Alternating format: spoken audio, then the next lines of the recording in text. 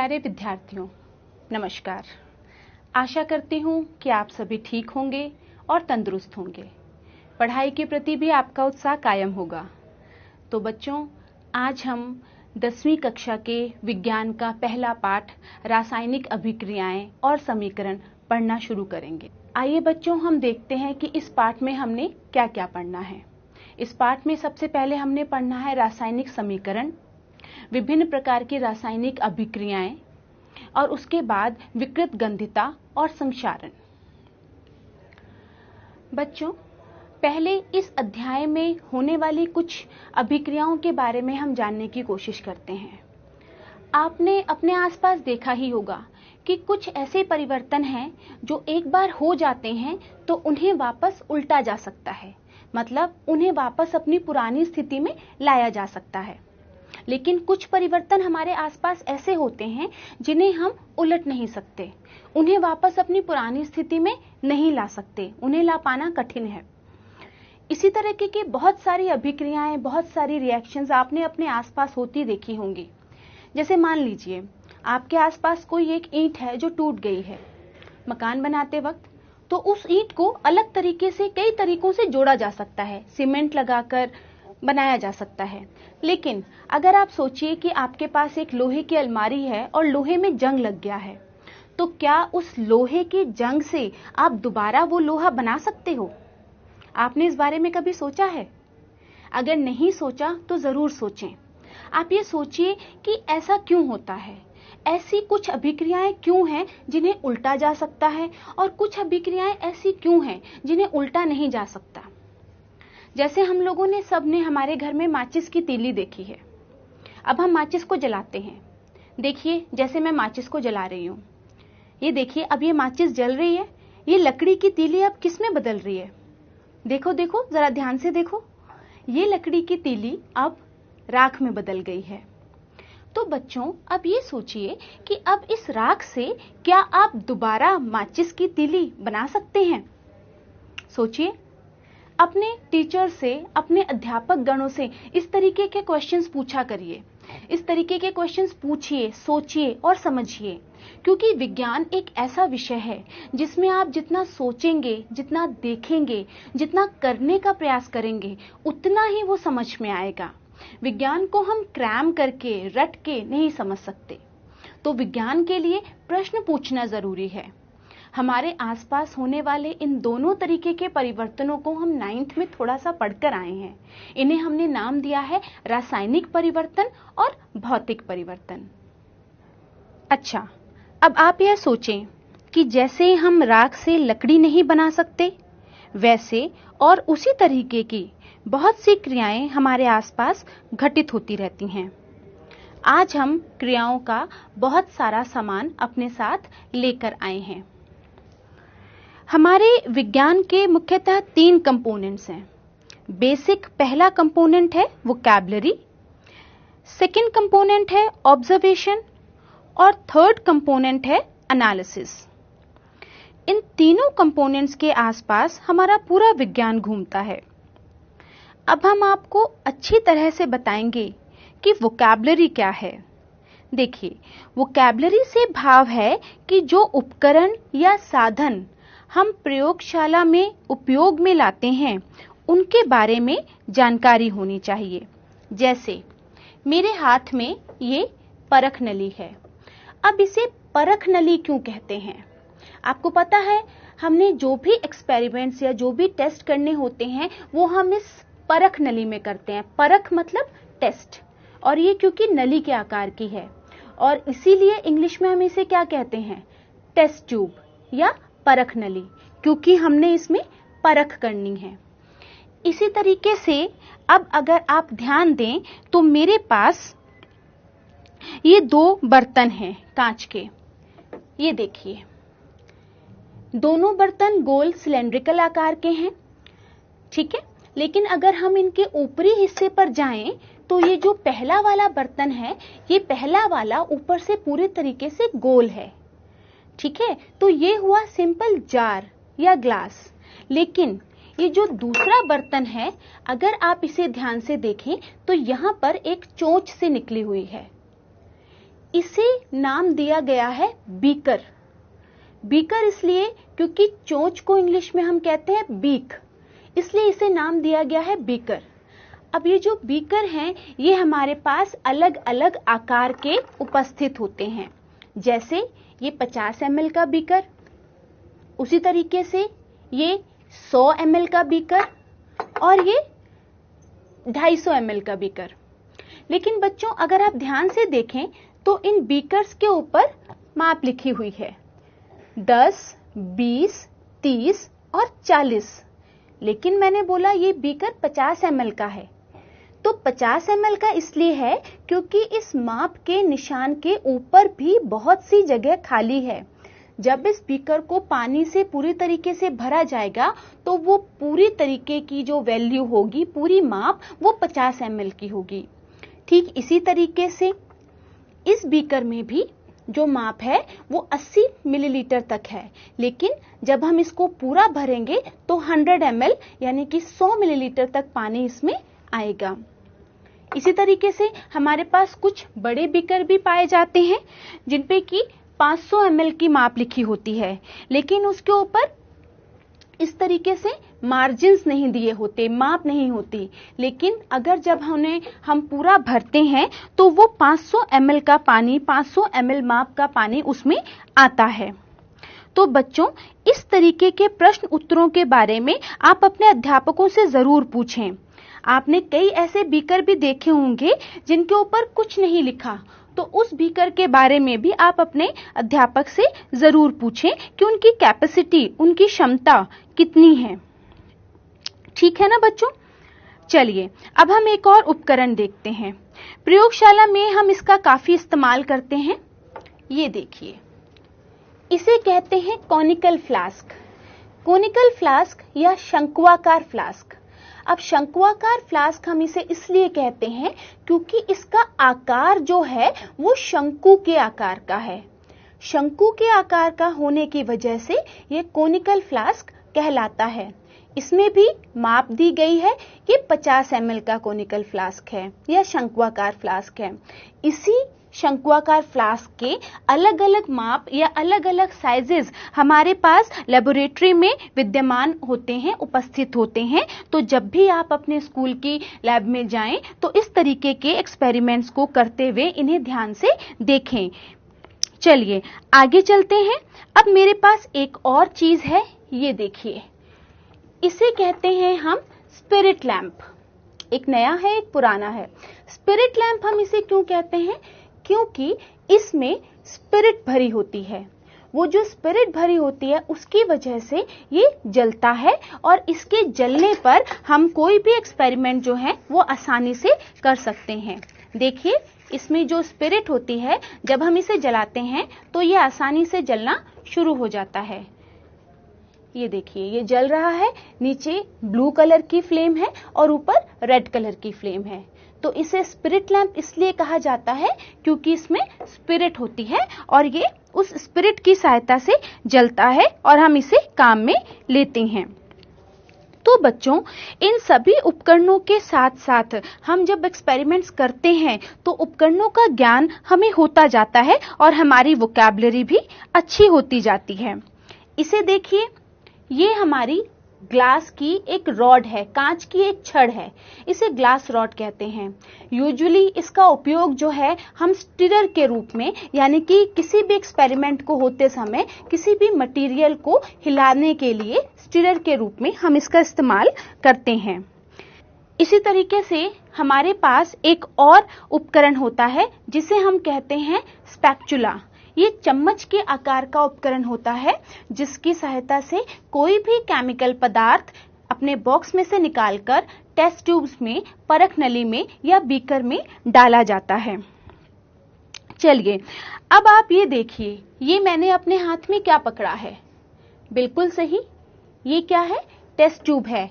और अब इस टेस्ट ट्यूब को मैंने किसी एक उपकरण की सहायता से पकड़ा हुआ है। तो ये जो चीज है, क्योंकि इसे हमने टेस्ट ट्यूब को, परख नली को होल्ड करने के लिए काम में लिया है, इसलिए इसे टेस्ट ट्यूब होल्डर कहते हैं। तो ये टेस्ट ट्यूब होल्डर है जो कि हम जब परख नलियों को गर्म करते हैं तो गर्म करते समय हम इसकी सहायता से टेस्ट ट्यूब को आसानी से पकड़ सकते हैं। तो बच्चों, इस तरीके से हमारे पास बहुत से उपकरण हैं जिनका हम अभिक्रियाएं या रासायनिक अभिक्रियाओं को करते समय जिनका हम इस्तेमाल करते हैं। देखिए बच्चों, मेरे पास ये एक और उपकरण है। ध्यान से देखिए, ये किसकी तरह दिख रहा है? बिल्कुल सही, दवाइयों के साथ आने वाले ड्रॉपर की तरह। इसे भी ड्रॉपर ही कहा जाता है। ड्रॉपर क्यों कहते हैं? क्योंकि इसमें से बूंद बूंद करके हम कोई भी मटेरियल या कोई भी लिक्विड टेस्ट ट्यूब्स में या बीकर में डाल सकते हैं। इस तरीके से बच्चों, हमारी वोकैबुलरी एक्सपेरिमेंट्स को करते करते, उपकरणों को यूज करते करते स्ट्रांग हो जाती है। हर एक एक्सपेरिमेंट के लिए जो भी हम उपकरण इस्तेमाल करते हैं, उन सब के जो नाम हैं वो उनको यूज करने के साथ साथ हमें याद हो जाते हैं। जैसे ये टेस्ट ट्यूब, क्योंकि हम इसमें टेस्ट करते हैं, परख करते हैं, इसलिए ये परख नली या टेस्ट ट्यूब। क्योंकि इसका मुंह आगे एक चोंच की तरह है, इसलिए ये एक बीकर है। क्योंकि इसका आकार शंक्वाकार है, इसलिए ये शंक्वाकार फ्लास्क या कॉनिकल फ्लास्क है। और ये स्पिरिट लैंप है। क्यों? क्योंकि इसमें स्पिरिट है और वो स्पिरिट की सहायता से ये जलता है। तो इस तरीके से हमारी वोकैबुलरी स्ट्रांग होती जा रही है। चलिए, अब हम हमारा क्रियाकलाप 1.1 शुरू करते हैं। इस क्रिया में मैग्नीशियम के रिबन को जलाना है। इसमें हम देखेंगे कि मैग्नीशियम रिबन को जलाने से क्या बनता है और कैसे बनता है। इस क्रिया के लिए हम सबसे पहले ये बताएंगे कि हमें क्या क्या चाहिए। इस क्रिया के लिए हमें चाहिए एक स्पिरिट लैंप, माचिस, मैग्नीशियम रिबन और रेगमाल। अब आप ये सोच रहे होंगे कि बाकी चीजें तो ठीक हैं, लेकिन रेगमाल का इस क्रिया में क्या काम है? इससे पहले आप यहां देखिए, मेरे पास यहां पर दो तरीके के मैग्नीशियम रिबन हैं। एक मैग्नीशियम रिबन है जो कि काफी चमक रहा है, और दूसरा जो मैग्नीशियम रिबन है, इसकी चमक गायब हो चुकी है। इसकी चमक इसलिए गायब हो चुकी है क्योंकि मैग्नीशियम के ऊपर मैग्नीशियम ऑक्साइड की एक परत जम चुकी है। मैग्नीशियम जब वायुमंडल में उपस्थित ऑक्सीजन से क्रिया करके मैग्नीशियम ऑक्साइड बनाती है, और इसी मैग्नीशियम ऑक्साइड के नीचे इस मैग्नीशियम रिबन की चमक छिप गई है। बच्चों, जैसे आप घर में कोई एल्यूमिनियम से बना नया बर्तन लाते हो तो ये बहुत ही चमक रहा होता है, लेकिन कुछ समय बाद इसकी चमक कम होने लग जाती है। इसका मतलब है कि एल्यूमिनियम के धातु की चमक ऑक्साइड बनने के कारण कम हो गई है। अब इसका कारण हमने वैसे ही बता दिया, क्योंकि वायुमंडल में मौजूद ऑक्सीजन मैग्नीशियम धातु से क्रिया करता है, जिसके कारण हमारे बर्तनों की चमक कम हो जाती है। पर बच्चों, क्या हर धातु की चमक कम हो जाती है? चलिए, आज हम मैग्नीशियम रिबन के साथ अभिक्रिया करेंगे और देखेंगे कि मैग्नीशियम ऑक्साइड किस तरीके से मैग्नीशियम रिबन को जलने में रुकावट पैदा करता है। जैसे कि बच्चों, आप देख रहे हो, मैग्नीशियम रिबन एक पतले रिबन की तरह है। हम इसका एक टुकड़ा लेंगे और इसे रेगमाल की सहायता से रगड़ेंगे।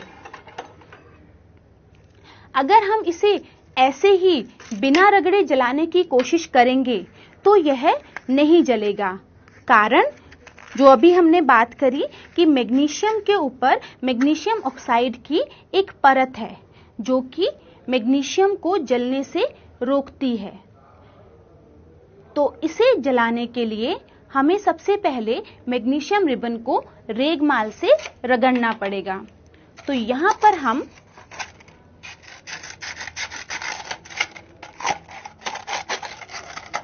रेगमाल ले रहे हैं और आप देखिए कि मैं किस तरीके से मैग्नीशियम रिबन को रेगमाल से रगड़ रही हूं। और जब हम रेगमाल से इसको रगड़ेंगे तेजी से तो इसके ऊपर की मैग्नीशियम ऑक्साइड की परत आसानी से उतर जाएगी और ये चमकने लग जाएगा। ये देखिए मैं किस तरीके से इसे लगातार रेगमाल से रगड़ रही हूं।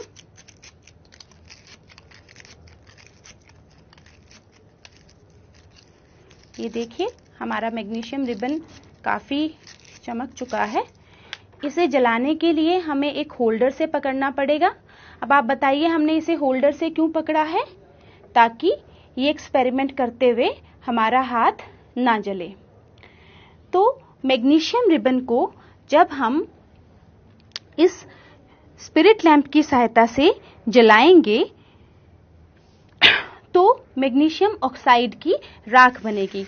ये देखिए मैग्नीशियम रिबन जलना शुरू हो चुका है और कितनी वाइट लाइट के साथ ये जलता है। जब मैग्नीशियम रिबन को बिना रेगमाल से रगड़े जब हम जलाने की कोशिश करते हैं तो यह आसानी से नहीं जलता है। इसका कारण ये है कि मैग्नीशियम के ऊपर मैग्नीशियम ऑक्साइड की परत बन जाती है। वो मैग्नीशियम ऑक्साइड की परत मैग्नीशियम का इग्निशन टेम्परेचर बढ़ा देती है, यानी कि मैग्नीशियम का ज्वलन ताप बढ़ा देती है और मैग्नीशियम रिबन को जलने से रोकती है। इसीलिए हम मैग्नीशियम रिबन को रेगमाल की सहायता से रगड़कर फिर जलाते हैं ताकि वो आसानी से जल सके। अब क्योंकि मैग्नीशियम ऑक्सीजन की उपस्थिति में जल जाता है तो जलने के पश्चात एक ऑक्साइड बनता है जिसे हम लोग कहते हैं मैग्नीशियम ऑक्साइड। बच्चों, आपने यह देखा कि जो मैग्नीशियम ऑक्साइड की परत मैग्नीशियम रिबन के ऊपर जमी हुई है, अगर हम उसे रेगमाल से ना उतारें तो मैग्नीशियम रिबन नहीं जल रहा। इसका एक कारण यह है क्योंकि हर एक चीज प्रकृति में अपने आप को स्थिर रखना चाहती है।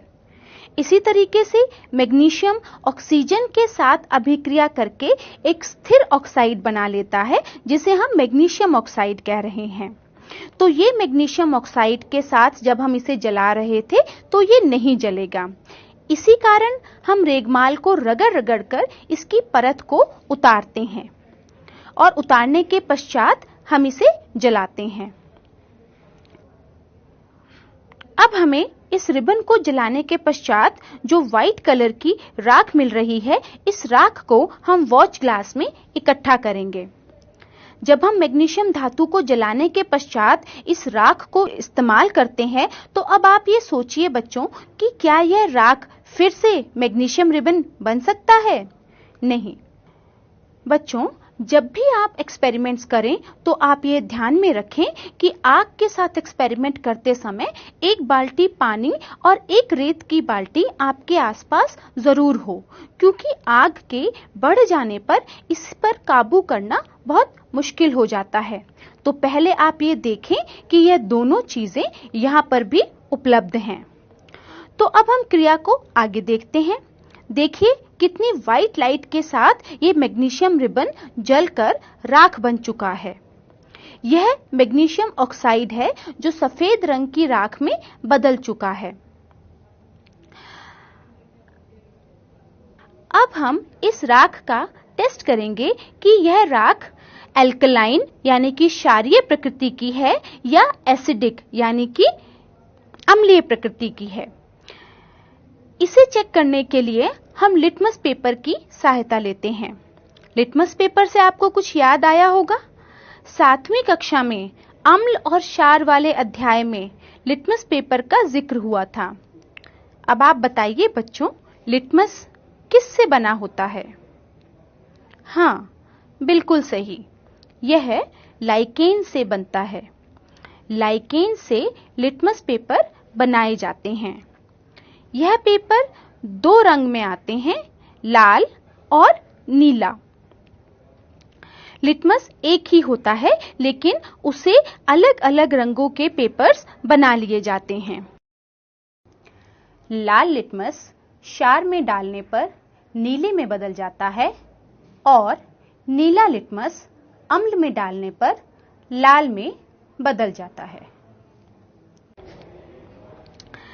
तो देखिए, हमारे पास ये दो तरीके के लिटमस पेपर हैं, पहला लाल और दूसरा नीला। ये देखिए, ये एक लाल लिटमस पेपर है और ये नीला लिटमस पेपर है। ये लाइकेन्स के द्वारा प्राप्त किए जाते हैं और ये आपने 7वीं कक्षा में पहले से देख रखे हैं। चलिए, अब हम इनका टेस्ट करते हैं। हम पानी में कुछ बूंदें हाइड्रोक्लोरिक अम्ल की डालते हैं ताकि वो पानी हल्का सा अम्लीय हो जाए। ये देखिए, पानी में कुछ बूंदें हमने अम्ल की डाल दी हैं ड्रॉपर की सहायता से। अब हम लाल लिटमस पेपर से इसकी टेस्टिंग करते हैं। जब लाल लिटमस पेपर को अम्ल में डाला जाएगा, ये क्या, इस पर तो कोई असर नहीं हुआ, ये लाल ही रहा। कोई बात नहीं, चलिए अब नीले लिटमस पेपर से ट्राई करते हैं। नीले लिटमस पेपर को इस अम्ल वाले पानी में डालने पर देखते हैं क्या प्रभाव होता है। अरे, ये देखिए, नीला लिटमस पेपर अम्ल में डालते ही लाल हो गया, जबकि लाल लिटमस पेपर को जब हमने अम्ल में डाला था तो इसके ऊपर कोई प्रभाव नहीं हुआ। यानी कि लिटमस पेपर में जब अम्ल की उपस्थिति में लिटमस नीले से लाल हो जाता है और क्षार की उपस्थिति में लिटमस लाल से नीला हो जाता है।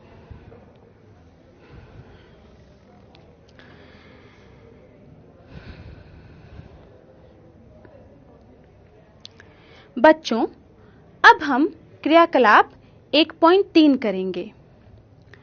हम इसमें धातु की अम्ल के साथ अभिक्रिया करेंगे। इस क्रिया में हमने जो धातु इस्तेमाल किया है वह है जिंक धातु। जिंक ग्रैन्यूल्स यानी कि जिंक के दाने के नाम पर यह हमें प्रयोगशाला में मिलेगा। ग्रैन्यूल्स का मतलब है दाने या टुकड़े। यह टुकड़े चमकदार नजर आते हैं। क्या कभी आप बता सकते हो ये किस रंग में उपस्थित है? जी हाँ, जिंक सिल्वर ग्रे रंग का होता है। बच्चों, क्या आप अम्ल का नाम बता सकते हो जो आपने पढ़े हों या किसी क्रिया में इस्तेमाल किए हों? इस क्रिया में हम हाइड्रोक्लोरिक अम्ल का इस्तेमाल करेंगे। इसका सिंबल या इसका प्रतीक या इसका फॉर्मूला है HCl। इसी तरह हमारी प्रयोगशाला में और भी कई प्रकार के अम्ल होते हैं, जैसे कि सल्फ्यूरिक अम्ल H2SO4, नाइट्रिक अम्ल HNO3। यह अम्ल प्रयोगशाला में सांद्र अवस्था में यानी कि गाढ़ी अवस्था में मौजूद होते हैं, लेकिन जब हमने इनकी क्रिया करवानी है तब हमने इनका तनु रूप इस्तेमाल करना है। सांद्र और तनु अम्ल में क्या अंतर होता है? सांद्र अम्ल में अम्ल की मात्रा ज्यादा और पानी की मात्रा कम होती है, लेकिन तनु अम्ल में पानी की मात्रा ज्यादा और अम्ल की मात्रा कम होती है। सांद्र अम्ल खतरनाक होता है। इसे इस्तेमाल करते समय बहुत सावधानी से काम करना पड़ता है। सांद्र अम्ल से तनु अम्ल कैसे बनाएं? तनु अम्ल बनाने के लिए एक बीकर में पानी लें और उसमें बूंद-बूंद करके आप अम्ल मिलाएं। अब आप सोच रहे होंगे कि अम्ल में भी तो पानी मिलाया जा सकता है, पानी में ही अम्ल क्यों मिलाएं? तो बच्चों, ऐसा कभी भी नहीं करना, क्योंकि जब अम्ल में पानी मिलाते हैं तो एक ऊष्माक्षेपी अभिक्रिया होती है। ऊष्माक्षेपी अभिक्रिया मतलब ताप निकासी की क्रिया होती है। इसमें इतना ज्यादा ताप उत्पन्न होता है कि वह तेजाब, वह अम्ल उछलकर आपके मुंह, आपके हाथों या आपके शरीर के ऊपर आ सकता है। इसमें इतनी ऊष्मा उत्पन्न होती है कि कांच का बीकर भी टूट सकता है। इसलिए सांद्र अम्ल से तनु अम्ल बनाने के लिए हमेशा पानी में बूंद बूंद करके अम्ल डाला जाता है। चलिए अब हम आगे की क्रिया करते हैं। अब हम एक शंक्वाकार फ्लास्क लेंगे और इसमें जिंक धातु के टुकड़े डालेंगे। इसमें हम तनु हाइड्रोक्लोरिक अम्ल मिलाएंगे, पर ड्रॉपर की सहायता से। सीधे बोतल से ना डालें क्योंकि यह खतरनाक हो सकता है। देखिए बच्चों, क्रिया होना भी शुरू हो गई। अब आप देख रहे होंगे कि इसमें कुछ बुलबुले बन रहे हैं। इन बुलबुलों के बारे में आप अपने अध्यापक से पूछें और खुद भी सोचें।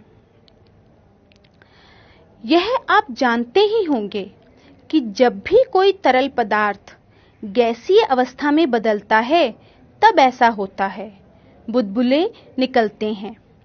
जिंक हाइड्रोक्लोरिक अम्ल के साथ अभिक्रिया करके जिंक क्लोराइड और हाइड्रोजन गैस बनाता है।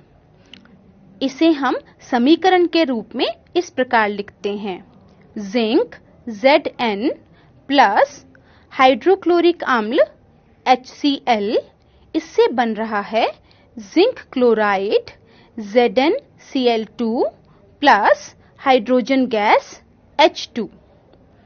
यह जो हाइड्रोजन गैस है वह ऊपर की ओर बाहर निकल रही है। चलिए बच्चों, इस रासायनिक समीकरण के लिए जो रासायनिक अभिक्रिया हो रही है उसके बारे में जानने की कोशिश करते हैं। देखिए, जब भी कोई रासायनिक अभिक्रिया होती है तो 4 प्रकार के परिवर्तन हो सकते हैं। पहला, अवस्था में परिवर्तन। दूसरा, रंग में परिवर्तन। तीसरा, गैस का निकास या उत्सर्जन। और चौथा, तापमान में परिवर्तन। जब भी कोई दो पदार्थ आपस में अभिक्रिया करके कोई अन्य पदार्थ बनाते हैं तो अभिक्रिया करने वाले पदार्थों को अभिकारक कहा जाता है, जबकि जो चीज बन रही है उन्हें उत्पाद कहा जाता है। अभिकारकों और उत्पादों के बीच में एक एरो के निशान के द्वारा अभिक्रिया दिखाई जाती है। जैसे मैग्नीशियम की जब हम ऑक्सीजन से अभिक्रिया करवाते हैं तो मैग्नीशियम ऑक्साइड बनता है।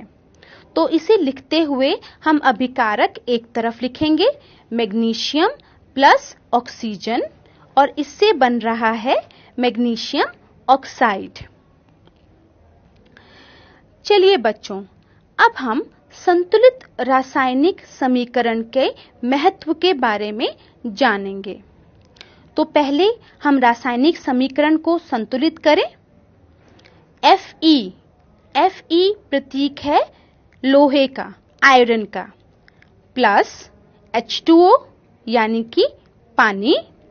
इन दोनों की अभिक्रिया से बन रहा है Fe3O4 ferric oxide plus hydrogen gas. समीकरणों को संतुलित करते समय हमें तत्वों का पता होना चाहिए कि आपकी समीकरण में कौन-कौन से तत्व हैं। जैसे कि हमारे इस समीकरण में आयरन, हाइड्रोजन और ऑक्सीजन है। हमारे अभिकारकों में आयरन यानी कि लोहा का 1 परमाणु है, हाइड्रोजन के 2 परमाणु हैं और ऑक्सीजन का 1 परमाणु है। उत्पादों में परमाणुओं की संख्या आयरन की 3, हाइड्रोजन की 2 और ऑक्सीजन की 4 है। तो इसे संतुलित करने के लिए हमें परमाणुओं की संख्या को अभिकारकों और उत्पादों में बराबर करना होगा। रासायनिक समीकरण की महत्ता को जानने के बाद अब हम रासायनिक अभिक्रियाओं के बारे में पढ़ेंगे। पहली संयोजन अभिक्रिया, दूसरी वियोजन अभिक्रिया, तीसरी विस्थापन अभिक्रिया, चौथी द्विविस्थापन अभिक्रिया, पांचवी उपचयन व अपचयन।